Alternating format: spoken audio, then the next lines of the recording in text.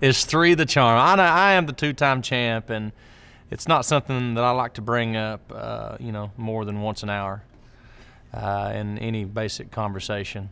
But I don't know, 3 times, that would be, it seems logical. You hear people say the 3rd time's a charm, and it seems like the right thing to happen is for me to win 3 in a row. But then what will we say when it gets to be 4 in a row? We'll have to make up something new, like a 4-leaf clover or something like that. There's got to be a reason. But I think 3 in a row, it seems more likely than not. You know what? I feel like I've got the championship for season 4 in the bag.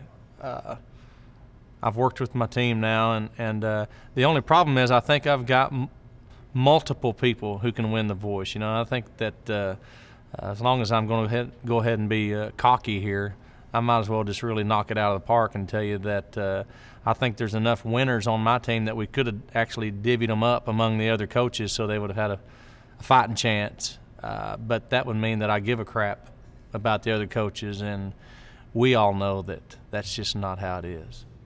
Working with Sheryl Crow is it's one of the coolest things I've ever gotten to do in the music industry.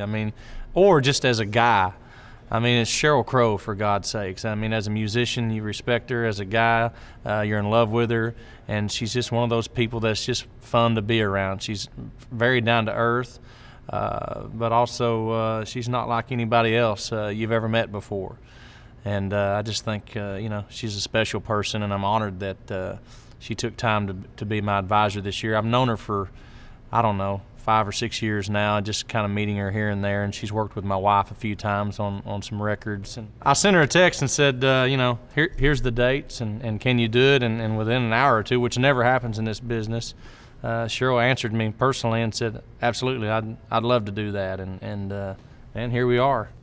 Usher and Shakira teams, I remember some things about it. They do have some bright spots there. I don't know. I tell you what, it would be hard for me to sit here and tell you that Usher doesn't know what he's doing. Clearly he's got a track record with Justin Bieber working with artists. He knows how to make this happen outside of The Voice even. But within the compounds of The Voice, I don't know that he can manage. This is a gauntlet of things that you have to go through as an artist and as a coach, and you got to really think ahead, and you can't really just have knee-jerk reactions, because you have to come back week after week, and you can't burn bridges, and you can't play your ace in the hole too early. And I just don't know that he or Shakira, they can't know that. They haven't been doing it, and it makes me feel a little bit cocky. Before The Voice, I couldn't complain about my life. I was straight up nothing more than just a country music artist, which was everything that I ever wanted to be, and it's all I was. And because of The Voice, now I'm also recognized as a TV personality. But it's still because of my love of country music that I get to experience that side of entertainment, and it's changed my life in a big way. I never thought I would be living in L.A. I still, even sitting here talking to you, can't believe that I live in L.A. half the year, but I do. And I can't believe that, in New York City, I can walk down the street and somebody recognizes me, where before, country music not having a stronghold in places like that, I could, duck in and out and nobody ever know I'm there. Now I just realize the power of television, I guess, is how The Voice has changed my life. It's kind of...